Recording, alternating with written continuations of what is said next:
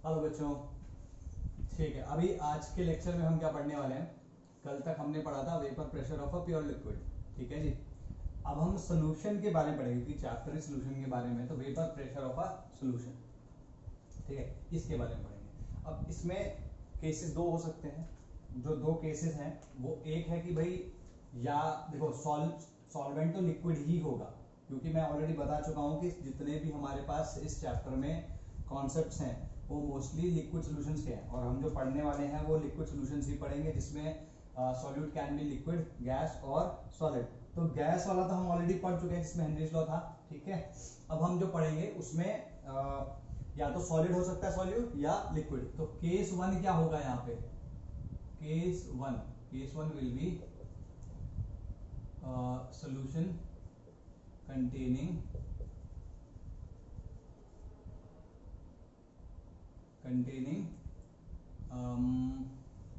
non volatile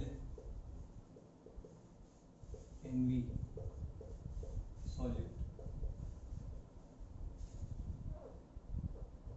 ठीक है जी। अच्छा, क्योंकि सोल्यूशन है तो सोल्यूशन के दो कंपोनेंट, देखो ये भी ध्यान रखना है, इस चैप्टर में हम डेफिनेटली लिक्विड सॉल्यूशंस की ही बात करेंगे, लेकिन मोस्टली हम बाइनरी सॉल्यूशंस की बात करेंगे। ठीक है, बाइनरी सॉल्यूशंस की बात करें तो सॉल्यूट हो सकता है या फिर सॉल्वेंट हो सकता है। ठीक है भाई, ये दो चीजें होंगी। अच्छा, अगर मैं इसके फिजिकल स्टेट की बात करूं तो देखो, नॉन वोलेटाइल सोल्यूट है। कल हमने बात करी थी कि नॉन वोलेटाइल सोल्यूट्स एक्चुअली में नहीं होते, तो हम क्या करते हैं कि जो जिनका बहुत ही लो वोलेटाइलिटी होती है, या उसका वेपर प्रेशर, पार्शियल प्रेशर जो भी है वो उसका लो रहेगा, इस टाइप के सब्सटेंसेस को हम कहेंगे नॉन वोलेटाइल सब्सटेंसेस। ठीक है जी। तो उसमें हमने किस कैटेगरी को डाला था, सॉलिड्स को।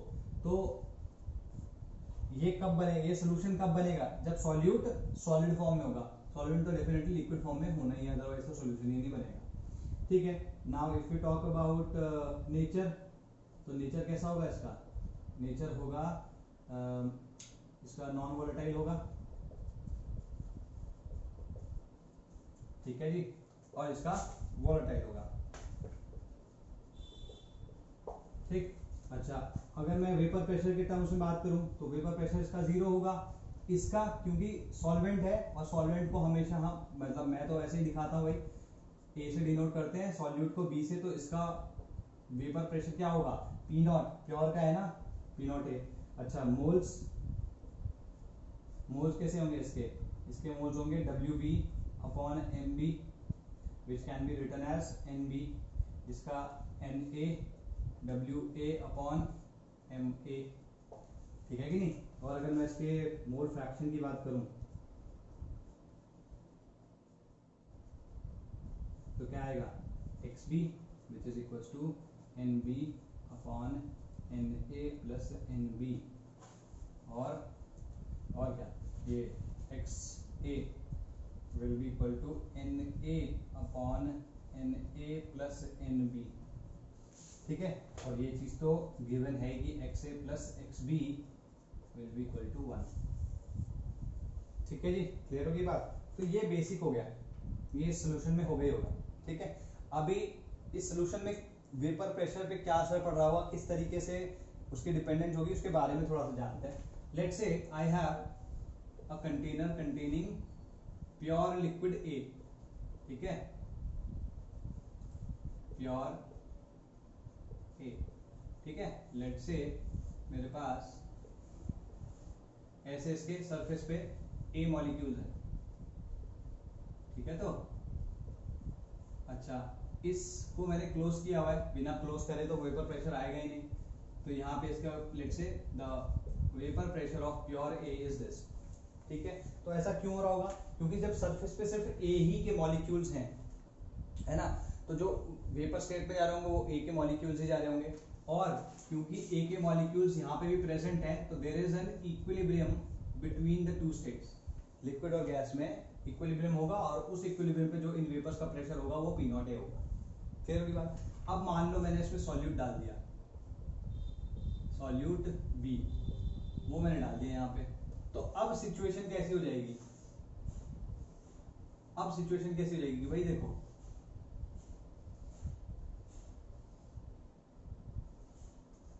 इस तरीके का कुछ हो जाएगा, यहां पे ये तो A है और ये B हो जाएंगे,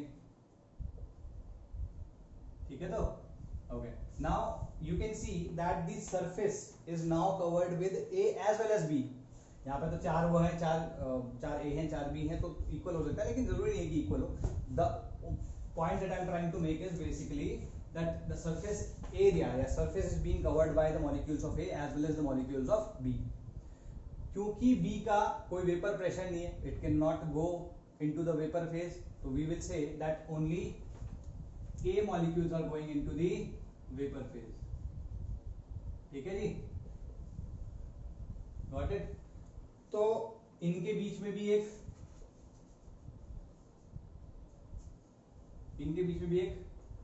इक्विलिब्रियम सेटअप हो जाएगा। Let me call the pressure of these vapour molecules as PA।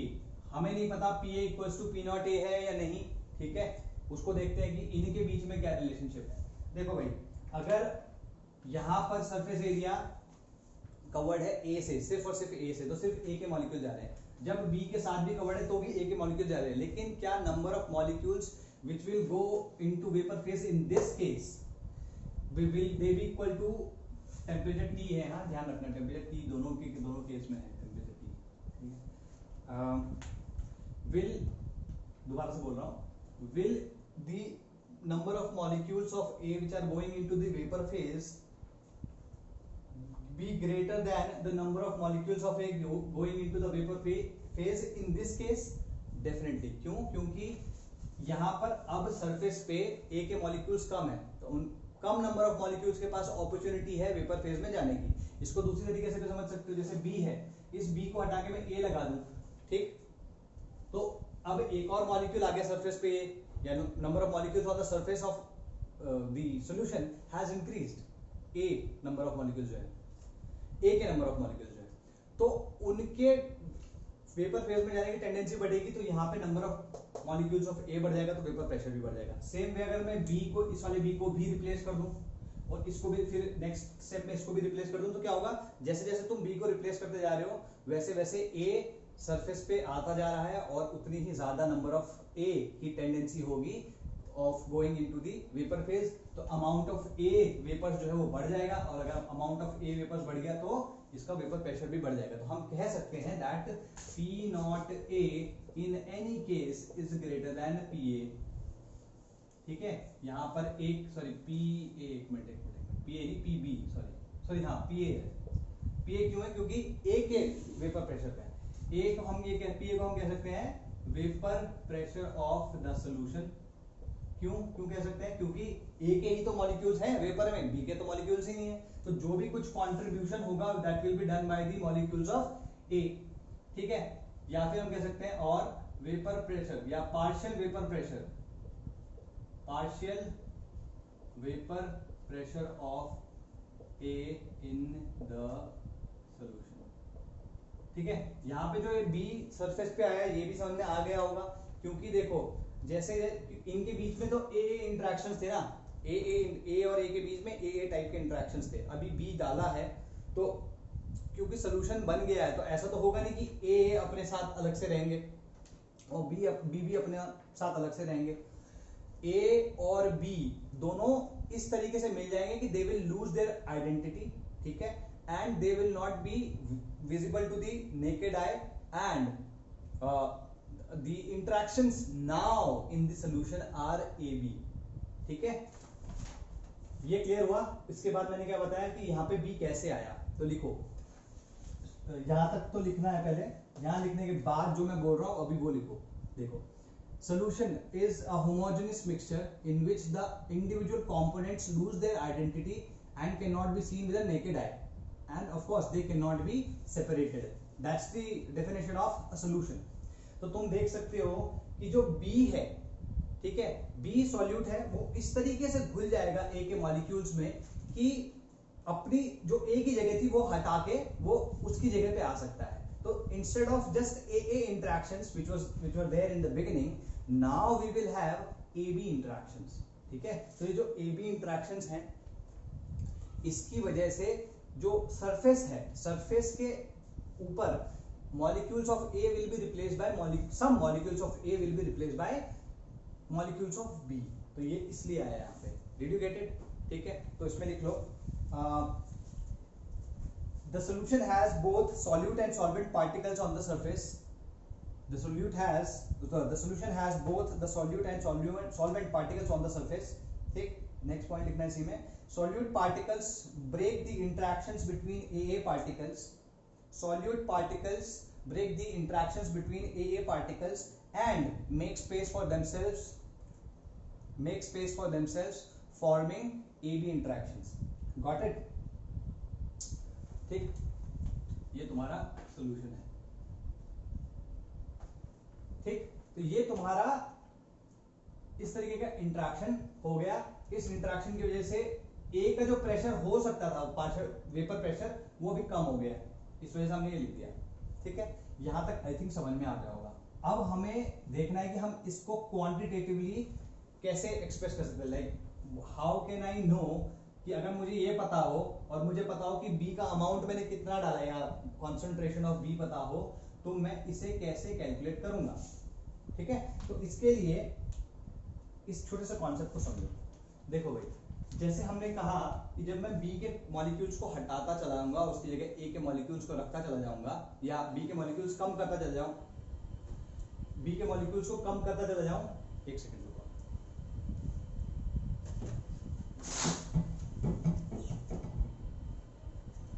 I think it's little better, ठीक है।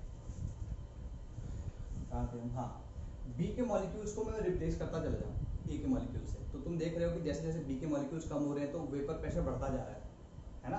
तो और वाइस वर्सा भी ट्रू है कि अगर मैं बी के मॉलिक्यूल्स बढ़ाता चला जाऊं तो सरफेस पे बी के मॉलिक्यूल्स ज्यादा हो जाएंगे, ठीक। तो जो वेपर प्रेशर हो सकता है अभी वो थोड़ा कम, तो जैसे जैसे हम बी की कॉन्सेंट्रेशन बढ़ा रहे हैं वैसे ही ए का जो प्रेशर है ए मॉलिक्यूल्स का वेपर प्रेशर वो कम होता जा रहा है। ये क्लियर है सबको? गुड। नाउ इसमें इसको इस तरीके से देखो कि जो रिलेटिव नंबर ऑफ पार्टिकल्स हैं या रिलेटिव नंबर ऑफ मॉलिक्यूल्स हैं ए के और बी के, उसके ऊपर ये vapour pressure of A depend कर रहा है ना, ठीक है। ये vapour, this is P A, not this one is depending on the relative amount of A and B. B बढ़ाएंगे तो पी ए घट जाता है, बी घटाएंगे तो ए पी ए बढ़ जाता है, ये क्लियर है। तो जो रिलेटिव अमाउंट्स का रेशो होगा वही उन या रिलेटिव नंबर ऑफ मॉलिक्यूल्स का रेशो होगा वही उनके मोल्स का रेशो भी होगा, है ना। ये तो पता ही है कि भाई अगर मैं कहता हूं कि ए और बी के मॉलिक्यूल्स का रेशो 1:2 है, तो मैं ये भी कह सकता हूं कि ए और बी के मोल्स का रेशो 1:2 है, ठीक है। तो जो मॉलिक्यूल्स का रिलेटिव अमाउंट रेशो होगा वही मोल्स का रेशो भी होगा। अगर एक कॉन्सेंट्रेशन टर्म हमें पता है जो कि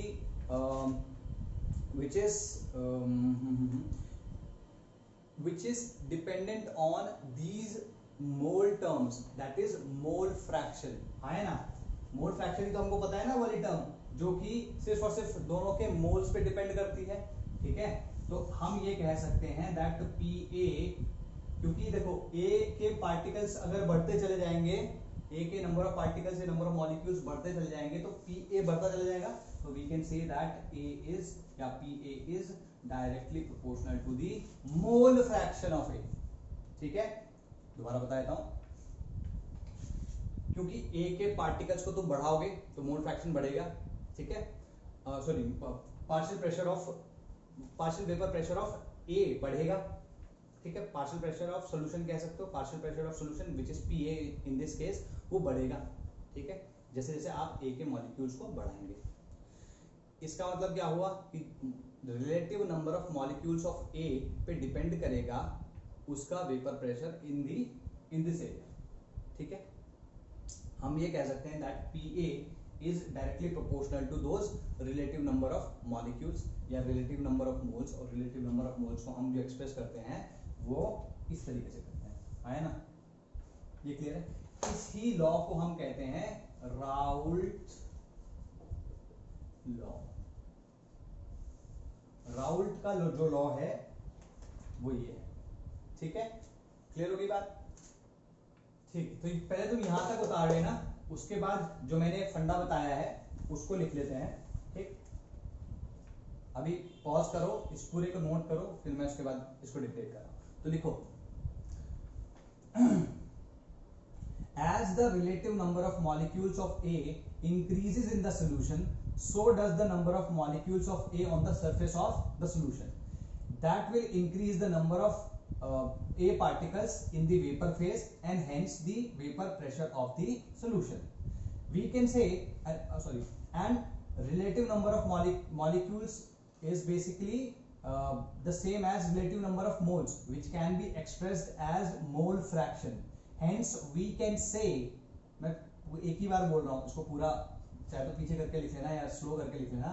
Hence we can say that the vapor pressure of molecules of A in the vapor phase is directly proportional to the mole fraction of A particles in the solution. तो ये तुम्हारा Raoult's law, मतलब उसका एक expression हो गया, ठीक है। तो अब हेडिंग डालो राउल्ट्स लॉ, हेडिंग डालो राउल्ट्स लॉ, और उसका मैं एक्सप्रेशन उसकी डेफिनेशन दे देता हूं। तो लिखो, उसका डेफिनेशन लिखो, partial vapor pressure of any volatile component of a solution, partial vapor pressure of any volatile component, A is the volatile component, any volatile component of the solution is directly proportional to its mole fraction in the solution, ठीक है। इसी को मैंने बस words में लिखवा दिया तुमको, या फिर ठीक है ये लिख लिया, दोबारा बोल रहा हूँ, partial vapor pressure of a volatile component of a solution is directly proportional to its mole fraction in the solution, ठीक है।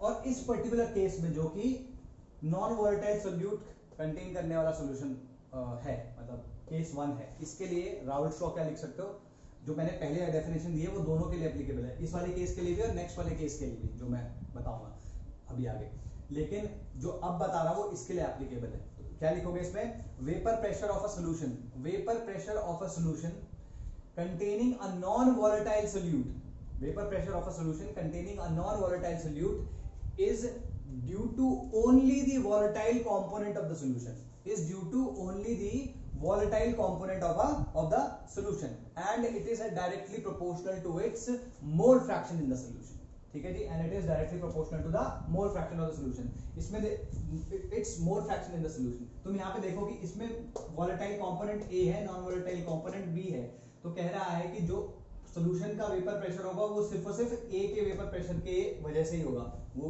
Which you can C over here, ठीक है ना, ए के वेपर प्रेशर से ही के वजह से ही है, ठीक है। तो पहला पार्ट तो हो गया, और बोला कि it is directly proportional to its mole fraction in the solution, तो ए जो कि वोलेटाइल कंपोनेंट है उसका mole fraction in the solution उसके डायरेक्टली प्रोपोर्शनल है, तो यहां से भी ये आ जाता है, तो इसको लिख लो, ठीक है। मैं तब तक इसे मिटा देता हूं,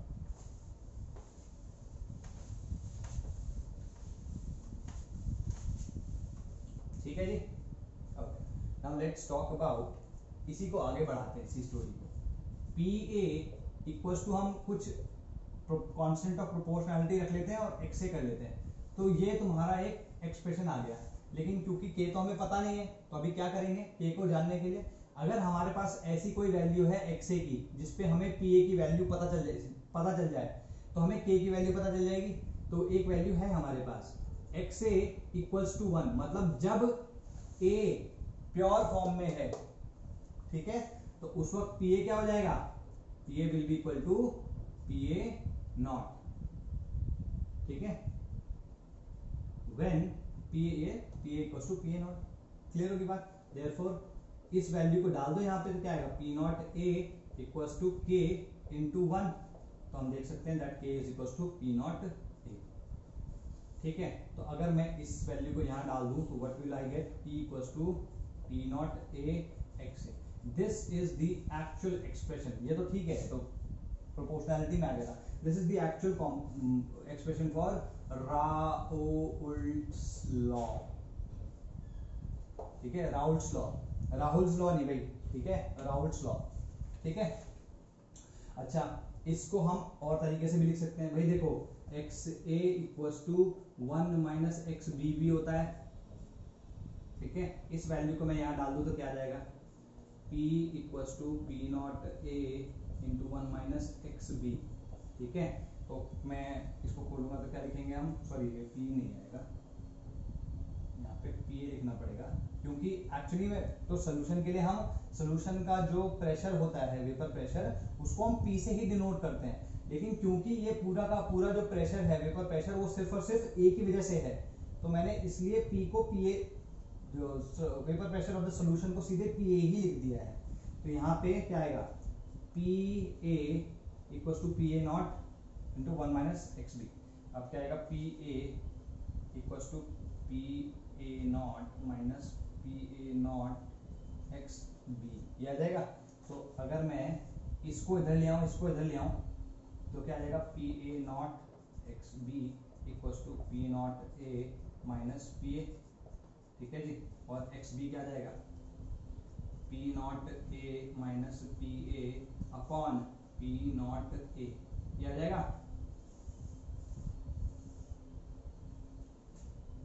ठीक है, क्लियर ये बात। तो ये जो यहां लिखा है इसे हम कहते हैं लोअरिंग इन वेपर प्रेशर। देखो P नॉट A था प्योर सॉल्वेंट A का, अब इसमें हमने ऐसा एक सॉलिड डाल दिया जिसका वेपर प्रेशर नहीं है, जो नॉन वॉलेटाइल है, तो क्या होगा, इसका प्रेशर, वेपर प्रेशर कुछ कम हो जाएगा। कितना हो गया, कहाँ गया, PA हो गया। तो कितना कम हुआ, लेट्स से 100 था और अब ये 80 रह गया, तो जो कमी आई है वो कितनी है, 100 माइनस 80, तो वही तो किया मैंने भी, PA नॉट जो कि प्योर का था माइनस जो अब सोल्यूशन का है, तो ये हो गया। चल नेक्स्ट वाला देखो, इसमें क्या है, इसको हम कहते हैं, दिस इज कॉल्ड RLVP, इसको बोलते हैं रिलेटिव लोअरिंग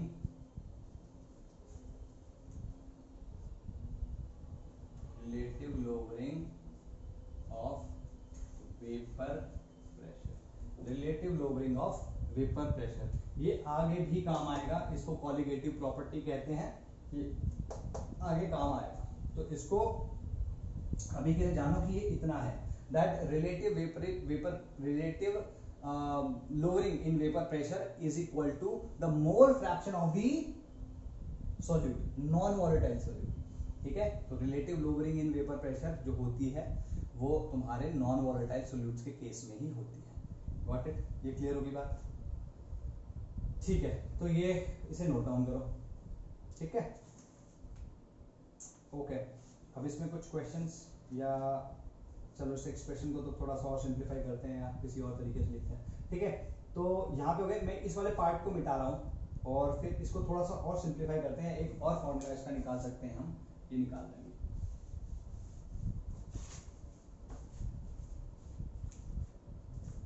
ठीक है। इसको देखो, P not A, sorry P not A minus PA upon P not A equals to XB, ये आया, ठीक है जी। अब मैं क्या करूं, अगर इसको एक्सपैंड करके लिख दूं तो क्या आएगा, NB upon NA plus NB आ जाएगा, आया ना। मैं इन दोनों को रेसिप्रोकल कर देता हूं, दोनों साइड को रेसिप्रोकल, तो क्या आ जाएगा ये P नॉट A, मैं एक सेकंड रुको, इसमें अगर मैं इसको प्लस कर दूं तो क्या आएगा, ठीक है। चलो इसको ऐसा करते हैं, इसको ऐसा करो, रेसिप्रोकल कर दो, क्या आएगा, P not A minus, sorry P not A upon P not A minus PA, ये आ जाएगा। इधर इसको रेसिप्रोकल करोगे, इधर क्या आएगा, NA अपॉन NB प्लस 1 आ जाएगा, भाई NB से NB तो गया तो 1 आ गया, ठीक है। अच्छा, इस 1 को इधर ले जाओ, क्या आएगा, P not A upon P not A minus P A minus one आ जाएगा क्योंकि इधर आ जाएगा, equals to N A upon N B, है ना। इस तरीके से लिख सकते हैं। मैं इसको मिटा रहा हूँ, या रादर यहाँ मिटा लेते हैं, ठीक है।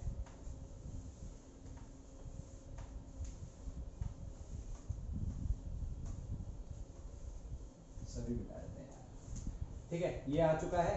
अभी यहाँ पे एलसीएम दोगे तो क्या आएगा, P not A minus P not A plus P A upon P not A minus P A equals to N A upon N B. भाई मैंने एलसीएम लिया तो ऊपर ये आ चुका है, ठीक है। अगर किसी को कंफ्यूजन हो रहा तो ध्यान से देख लेना, ये आ जाएगा। तो क्या आएगा, P A upon P not A minus P A equals to N A upon N B. इसको मैं उल्टा कर दूं, मतलब रेसिप्रोकल फिर से कर दूं तो क्या जाएगा, P not A minus P A upon P A equals to N B upon N A या X B upon X A. ये ध्यान रखना भाई। तो ये एक फॉर्मूला और है। तो जो रिलेटिव लोअरिंग था उसको एक डिफरेंट तरीके से मैंने लिख दिया, at P not A minus P A upon P A equals to N B upon N A instead of X B. अभी क्या हो गया, ये N B upon N A. तो ये फॉर्मूला बिल्कुल याद करना है, काफी इंपॉर्टेंट है। कुछ क्वेश्चन अभी इस पे भी करेंगे हम, ठीक है जी, क्लियर, ओके। नाउ इसी चीज को अगर, चलो ये तो ठीक है, एक पार्ट हो गया। अब इस चीज को अगर मैं ग्राफ में प्लॉट करूं तो किस तरीके से ग्राफ में हम प्लॉट कर सकते हैं, ठीक है। इसको मिटा दो, ये सब मिटा देते हैं भाई। चाहो तो अभी पॉज करके इसको नोट डाउन करो, मैं मिटा रहा हूं।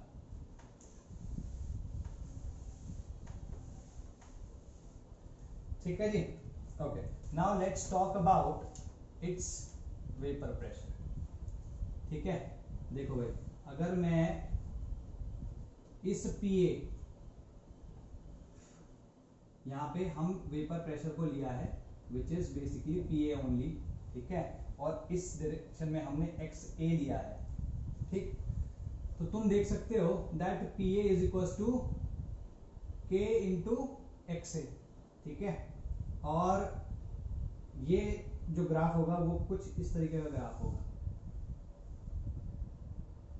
ठीक है। तो ये कुछ इस तरीके का ग्राफ होगा, है ना।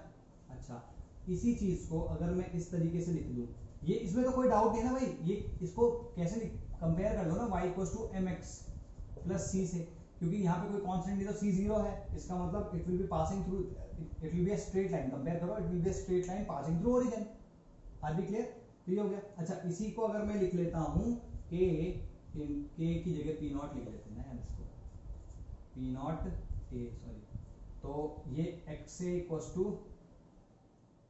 1 से ज्यादा नहीं हो सकता, एक्स ए इक्वल्स टू 1 है यहाँ पे। और ये जो है ये एक्स ए की, एक्स ए इक्वल टू 1 से ज्यादा नहीं हो सकता। तो अगर तुम देखोगे इस केस में, तो ये वैल्यू क्या होनी चाहिए तुम्हारी, ये value, this value should be P not A only. तो this should be your thing, ठीक है। क्लियर होगी बात? अच्छा, चलो इसको छोड़ो, इसको इस डायरेक्शन में तो एक्स ए बढ़ रहा था, यहाँ पे क्या था, एक्स ए इक्वल टू 0 आ जाएगा भाई। एक्स इक्वल टू 0 से 1 के बीच ही वो कर सकता है। अगर मैं एक्स ए को एक्स बी के टर्म्स में एक्सप्रेस करना चाहूं, जब एक्स ए इक्वल टू 1 होता है तो एक्स बी इक्वल टू क्या जाएगा, 0, क्योंकि X A plus X B equal to 1 होता है। इन दोनों को प्लस करो, 1 आ रहा है, ठीक है। इस डायरेक्शन में, इस डायरेक्शन में एक्स बी जो है वो बढ़ रहा है। यहाँ पे क्या होगा, एक्स बी इक्वल टू 1। तो जब एक्स ए इक्वल टू 0 हो गया, वहां पे एक्स बी इक्वल टू 1। तो तुम देख सकते हो that this will lie between these two, ठीक है। X A will lie between 0 and 1, और ये जो इसका वेपर प्रेशर है सॉल्यूशन का, it will lie from 0 to maximum या partial vapour pressure of pure A. Clear? अच्छा जी, ठीक है। अब इसको अगर मैं इसी रिएक्शन को, सॉरी इक्वेशन को मैं इस तरीके से लिख दूं, P A is equals to P not A into 1 minus X B. तो अब मैं क्या कर रहा हूं, मैं एक्स बी के टर्म्स में से कन्वर्ट कर रहा हूं। तो I can write it as P not A minus P not A into X B, that is P A, ठीक है। अभी यही ग्राफ मैं इंस्टेड ऑफ एक्स एक्सिस पे एक्स ए होने की बजाय अगर मैं इसे एक्स बी लिखूं, तो अगर मैं ये ग्राफ बनाता हूं, this is x be on the x axis, और यहां पर तुम्हारा पार्शियल सॉरी यहां पे वेपर प्रेशर है, ठीक है। तो okay, now if you compare it with y equals to mx plus c, तो c यहाँ पे P नॉट ए है, तो P नॉट ए तो ये हो गया जी, सिंपल सी बात है, इसको लिख लेते हैं P नॉट ए, सिंपल सी बात, ये हो गया। अच्छा, अब इसमें क्या बोला है, m इसमें यहाँ पे नेगेटिव है, क्योंकि वेपर प्रेशर तो नेगेटिव नहीं हो सकता, तो पॉजिटिव इंटू नेगेटिव नेगेटिव, तो m इज नेगेटिव, मतलब स्लोप नेगेटिव है, तो it should be decreasing something of this sort, और y तो p है, तो it will be a line with an intercept on the y axis equal to p naught a and negative slope, ठीक है जी। तो ये दोनों चीजें तुमको देखनी है। अब जब तुम एक बार इसको देख लोगे तो कुछ क्वेश्चन भी कर लेते हैं साथ में, ठीक है। इसको नोट डाउन करो, टाइम कितना हुआ देखते हैं जरा, 31, ठीक है। आज शॉर्ट करेंगे, 45 to 50 मिनट्स का ही लेक्चर रखेंगे आपसे,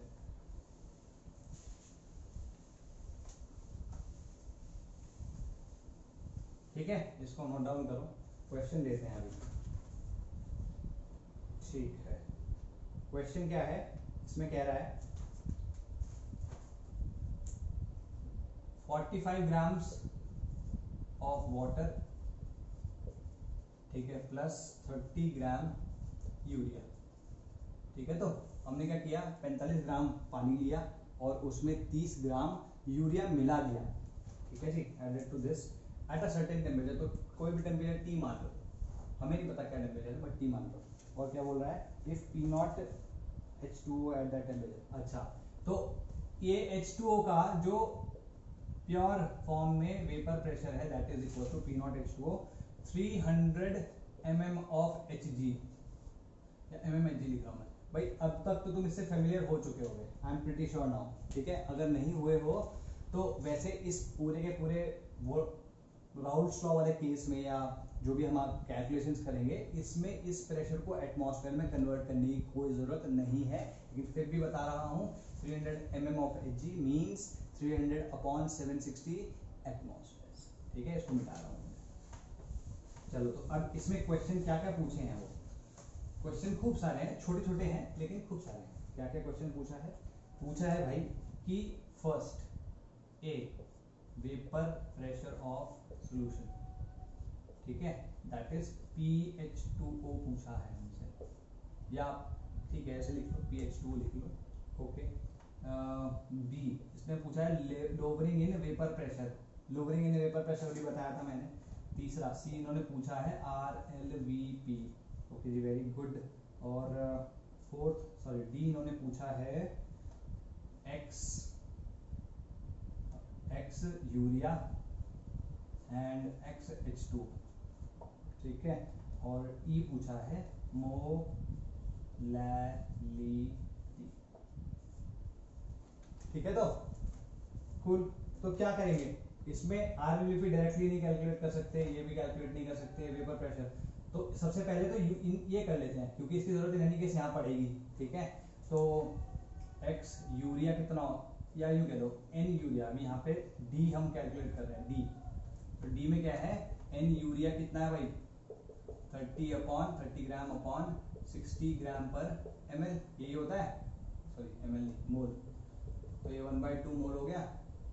वाटर की बात करो, NH2O कितना आएगा भाई, NH2O 45 अपॉन 18 कितना आता है, 5/2, तो तुम देख सकते हो कि urea X urea is equal to 1/6, भाई 1/6 1/2 अपॉन, ये सबको पता भाई, कैलकुलेशन अभी करा रहा हूँ, आगे से शॉर्ट कैलकुलेशंस करेंगे बिल्कुल, ठीक है। तुम्हें भी पता होना चाहिए कि तुम ये सब कर सकते हो, ठीक है।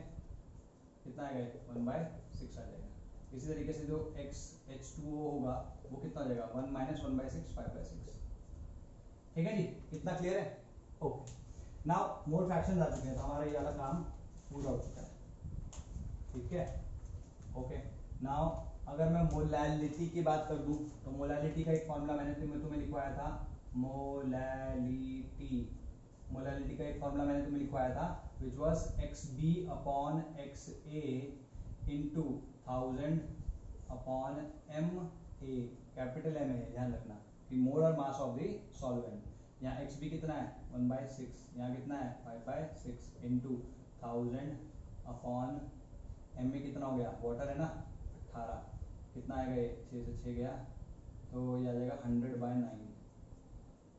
ठीक है जी। अच्छा, तुम इसे और तरीके से भी कैलकुलेट कर सकते थे, हमने यहाँ पे मोल्स तो ऑलरेडी किए ही हुए हैं और मास कितना है 45 है ना, तो इसे 100 से मल्टीप्लाई कर सकते थे तो ये भी कभी भी आ सकता था ये।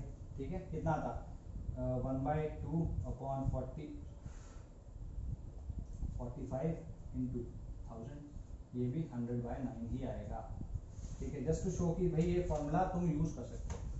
ठीक, अब दो चीजें आ चुकी हैं हमारे पास, अब तीसरी चीज हम कैलकुलेट कर लेंगे। क्या है भाई, देखो XB कितना आया, XB is this which is urea, ये आया, तो C का आंसर भी यही है। क्यों? क्योंकि relative lowering in vapour pressure is equal to the mole fraction of solute in the solution. तो XB आया तो C तो हमारा B भी हो गया, सॉरी C भी हो गया, D भी हो गया, E भी हो गया। अब हम बात करते हैं vapour pressure of the solution. Vapour pressure of the solution क्या होगा, PH2O is equal to P0H2O into XH2O। कितना आएगा, P0 कितना है भाई 300 इंटू वाटर, XH2O कितना आया था 5/6, कितना हो गया ये 6 5 30 50, ये कितना जाएगा 250 mm Hg। ठीक है, और रिलेटिव लोअरिंग क्या हो गई, P0H2O कितना है 300 और PH2O कितना है 250, तो 300 माइनस 250। ठीक है, तो आप हो गया ये क्वेश्चन तुम्हारा।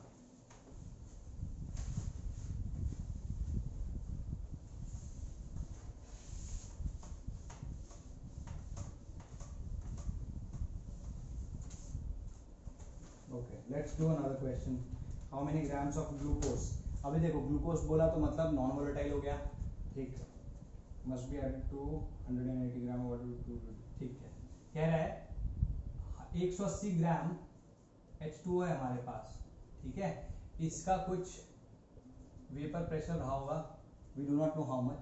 ठीक है, अब कह रहा है कि अगर हम x ग्राम्स, मतलब पूछ वो रहा है कि how many grams of glucose should be dissolved in this, ताकि ये जो वेपर प्रेशर है 25% से कम हो जाए। रिड्यूस्ड बाय 25% का मतलब क्या, सॉरी रिड्यूस्ड बाय 20% का मतलब क्या हुआ, that it became 0.8 times P0H2O। ठीक है, इट बिकेम 0.8 टाइम्स, 80% रह जाएगा ना, 80% का मतलब क्या हुआ, ये तो हुआ। ठीक है, तो हम कह सकते हैं that this is equal to PH2O। अभी तो सोल्यूशन आ गया ना, तो सोल्यूशन का वेपर प्रेशर ये होगा, इस तरीके से डिनोट किया जाएगा। तो this is equal to 0.8 times है। कितना क्लियर? ओके, तो x ग्राम्स ऑफ ग्लूकोज ये बोल रहा है।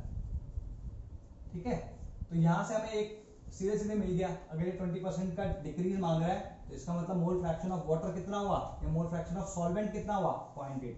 देयरफॉर वी कैन से, अगर मैं इसको रखता हूं using this PA equals to P0A into XA, तो यहाँ पे PA कितना है H2O है ना, PH2O, and this is equals to P0, तो यहाँ पे कितना है 0.8 P0H2O इक्वल्स टू P0A की जगह ये डाल सकते हैं which is P0H2O into XA।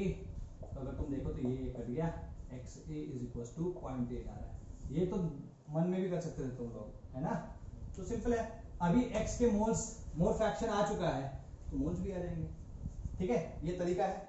X के मोल फ्रैक्शन आ गया तो मोल्स भी आ जाएंगे। तो मोल्स कैसे निकालोगे, सॉरी इसके ग्राम से तो पूछ रहा है ना वो, तो लेट्स से इसको क्या लिखूंगा मैं, x बाय इसका मोल फ्रैक्शन सॉरी इसके मोल्स कैसे निकलेंगे, x ग्राम्स हमारे पास ग्लूकोज है, 180 से डिवाइड करेंगे तो उसके मोल्स आ गए, तो x बाय 180 प्लस वाटर का कितना है भाई 180 बाय 10 आ गया, 180 by 18, this is equal to 0.8। अब एक तरीका है कि ये जो मैंने बताया ये था, इसमें हम x को सॉल्व कर लेंगे, आंसर आ जाएगा। ठीक है, ओके क्लियर है।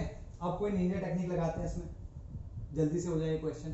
ठीक है, तो वो निंजा टेक्निक क्या है, इंस्टेड ऑफ यूजिंग दिस, इसी इंफॉर्मेशन को मैं थोड़ा डिफरेंटली यूज कर सकता हूँ। याद होगा तुम्हें मैंने फॉर्मूला लिखवाया था P0A minus PA upon P A is equal to N B upon N A, ठीक है, सॉल्यूट अपॉन सॉल्वेंट।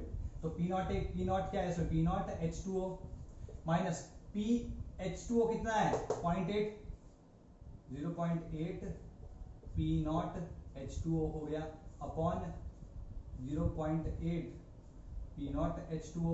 तो पी नॉट H2O तो दोनों तरफ से कट जाएगा, ये कितना आएगा ऊपर, या इक्वल टू पहले क्या है N B upon, N B को हम क्या लिख सकते हैं x upon 180, x upon 180 upon क्या गया, इसके मोल्स कितने हैं 180 अपॉन 18 10, तो यहाँ तो एक ही उसमें आ गए, यहाँ पे कितना आएगा 0.2 आएगा ऊपर, यहाँ पे 0.8 आएगा, इक्वल्स टू x बाय 1800, ठीक है। ये कितना आएगा 1/4 equals to x by 1800, x equals to 450। Simple, कितने समय लगा, इससे तो आसानी था ना ये तरीका, तो ये यूज करो, ठीक है जी। Okay, do we have, yes we have another some more questions, ठीक, ओके। नाउ एक क्वेश्चन है तुम्हारा,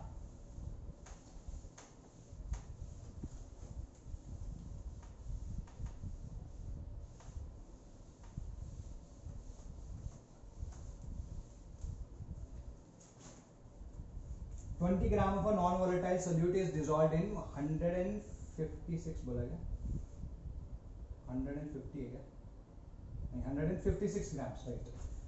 तो बोला बेंजीन है हमारे पास, बेंजीन, ठीक है, बेंजीन के हमारे पास है 156 ग्राम, इसमें हमने 20 ग्राम एक कोई नॉन वोलेटाइल सॉल्यूट मिलाया है, ठीक है जी। अच्छा, P0C6H6 जो दिया है दैट इज 200 mmHg है, जो सोल्यूशन बनने के बाद अब सोल्यूशन का वेपर प्रेशर है that can be written as this, तो ये क्या आएगा 150 mm,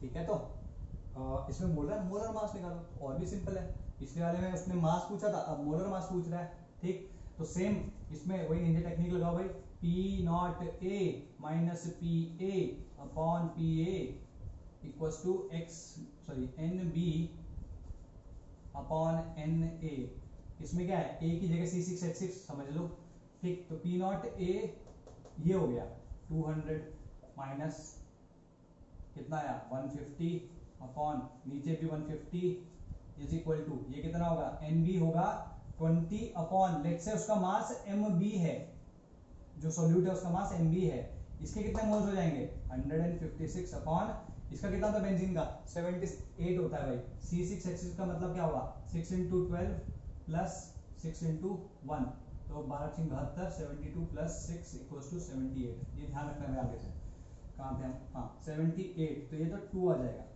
ठीक है। तो हम इसको लिख सकते हैं 150, तो यहाँ ऊपर 50 आएगा नीचे 150 आएगा, इक्वल्स टू कितना हो गया 20 अपॉन 2mb, यहाँ से यहाँ कट तो 10 आ गया, और अगर हम देखें तो ये 3 आ रहा है, तो mb इज इक्वल्स टू 30 आ रहा है ना। तो एक ही स्टेप, मतलब इतने से 2-3 स्टेप में हमने आंसर कर लिया, there are other more difficult कोई नहीं है, लेकिन लेंथियर है, तो you need to save time while solving these questions, ठीक है जी। Okay, now let's do another question, इसको मिटा देते हैं।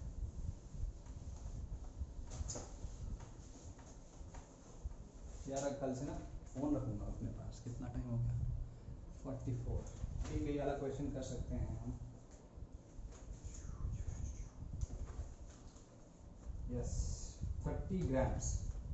30 grams of non-volatile solute is dissolved in 360 grams of water, ठीक है।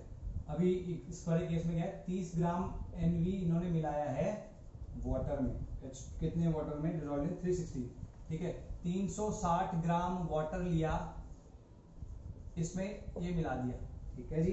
अच्छा, एट 100 डिग्री से, ये जेई का क्वेश्चन है भाई, एट 100 डिग्री सेल्सियस, ठीक है, और पी सोल्यूशन जो आया तुम्हारा इस मतलब चलो इसको समझा दूंगा, अभी समझ लो पी सोल्यूशन जो दिया है वो 570 mm Hg है। ये जे का क्वेश्चन है, मेरे को ये याद नहीं है लेकिन ये जे का क्वेश्चन है, ठीक है, IFMB, ठीक है। तो इसका सोल्यूट का मोलर मास निकालने को बोल रहा है। तो ये क्वेश्चन और पुराने वाले क्वेश्चन में एज सच कोई फर्क ही नहीं है, कोई फर्क ही नहीं है। लेकिन उस वाले में क्या, उस वाले में P0 C6H6 दिया हुआ था, ठीक है, इसमें PH2O दिए, P0 H2O दिए नहीं है, तो कैसे करोगे इसको? तो इसे इस क्वेश्चन को इस तरीके से देखो, हम वाटर को उबाल रहे थे, 100 डिग्री पे वाटर उबल जाता है नॉर्मल प्रेशर पे, एटमॉस्फेरिक प्रेशर अगर 1 एटमॉस्फेयर है ना, तो क्या होता है 100 डिग्री सेल्सियस पे वाटर बॉईल हो जाता है। वाटर बॉईल होने का मतलब क्या हुआ, या बॉइलिंग पॉइंट, तो पहले बॉइलिंग पॉइंट और नॉर्मल बॉइलिंग पॉइंट ये दोनों चीज सुन लो क्या होता है, ये पहले भी शायद सुना हो, ठीक है। Boiling point of any substance is that temperature at which the vapor pressure of that substance becomes equal to the external pressure, बाहर का जो प्रेशर है उसके इक्वल हो जाता है, ठीक। ये एक बॉइलिंग पॉइंट की जनरल डेफिनेशन है। यही चीज तब की जाए जब एक्सटर्नल प्रेशर 1 एटमॉस्फेयर के इक्वल है, मतलब at this point sea level पे 1 एटमॉस्फेयर होता है ना, तो लेट्स कंसीडर कि ये this is the sea level and 1 atmosphere is the pressure। तो अभी अगर हम वाटर को उबालेंगे तो it will boil at 100 degrees Celsius only, ठीक है। So any you know boiling point of a substance when the external pressure is equals to 1 atmosphere is called its normal boiling point। ये दोनों definition लिख लेना। तो यहाँ पे जब हम देख रहे हैं कि वाटर 100 डिग्री सेल्सियस पे बॉईल कर रहा है, we will assume कि ये नॉर्मल सी लेवल पे या 1 एटमॉस्फेरिक प्रेशर पे ही इस पानी को हम उबाल रहे हैं। तो पानी को तुम उबाल रहे हो और उस उबलते हुए पानी में तुमने 30 ग्राम्स ऑफ कोई नॉन वोलेटाइल सॉल्यूट डाल दिया। क्लियर होगी बात? अब वो कह रहा है कि भाई पहले तो जो एटमॉस्फेरिक, क्योंकि ठीक है अभी जो सॉल्यूशन बन चुका है उसका प्रेशर 570 mm ऑफ Hg आया है, तो जब पानी उबल रहा था तब उसका प्रेशर कितना था, उसका प्रेशर एग्जैक्टली एटमॉस्फेरिक प्रेशर के इक्वल हुआ, बाय डेफिनेशन तो वही है।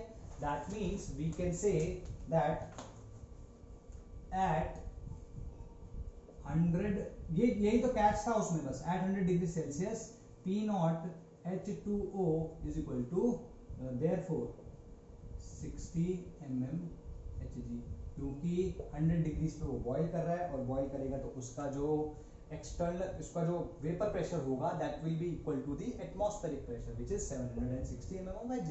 तो now that we have that, तो सिंपल सी बात है, इसका तो मोलर मास कैलकुलेट करने को बोल रहा है ना, तो फिर वही निंजा टेक्निक यूज करो, P0A माइनस P0A नहीं, बल्कि सीधे सीधे लिख लेता है P0 H2O PH2O upon PH2O equals to NB की जगह क्या लिख सकते हैं हम, 30 अपॉन MB अपॉन इसका कितना होगा 360 अपॉन 18, ये कितना आएगा भाई 760 minus 570 upon 570 equal to 30 upon ये कितना आएगा, ये तो 20 आएगा ना, 20 इंटू MB, ठीक है, ये कट गया। यहाँ पे अगर तुम देखो तो ये कितना आएगा 190 अपॉन 570 इक्वल्स टू 3/2 MB, ठीक है। यहाँ पे अगर तुम देखो तो ये 19 3 तो MB इक्वल्स टू 9/2 4.5 ग्राम। हालांकि 4.5 ग्राम का कौन सा सोल्यूट है, you can ask that question, but then again this is the answer, this is how you will solve it. तो अगर तुम ध्यान से देखो इसमें कैलकुलेशन में कहीं पे भी ऐसा था कि तुम्हें जरा सा भी सोचना हो, तो जहां पर कॉन्सेप्ट तुम्हारा थोड़ा सा टिपिकल होगा, थोड़ा सा घुमा के उसने दिया हो, कुछ तो कैच उसमें रखा होगा, तब वो कैलकुलेशन बहुत इजी दे देता है कि जिसको ये पकड़ में आ गया वो कर लेगा, जिसको नहीं आया वो नहीं करेगा। क्लियर होगी बात? अच्छा, और अगर कोई क्वेश्चन बहुत सिंपल कॉन्सेप्ट पे देगा तब वहां वो कैलकुलेशन डालता है, ये ध्यान रखना है, ठीक है। तो अगर कोई क्वेश्चन बहुत ही सिंपल आए तो समझ लेना उसमें यूजुअली कैलकुलेशन थोड़ी सी टफ हो सकती है। तो समझ में आ गया, सिंपल था। इसमें बस हमें एक ही कैच था कि हम 100 डिग्री सेल्सियस बोल रहे हैं, तो इसका मतलब वो that is the boiling point of water, और boiling point of any substance means the temperature at which the vapour pressure of that substance becomes equal to that of the external pressure, in which in this case the external pressure is atmosphere, atmospheric pressure 1 atmosphere is 760। ठीक है, तो ये तुम्हारा case 1 हो गया, case 2 कर लेंगे। ठीक, चलो बाय बाय, टेक केयर।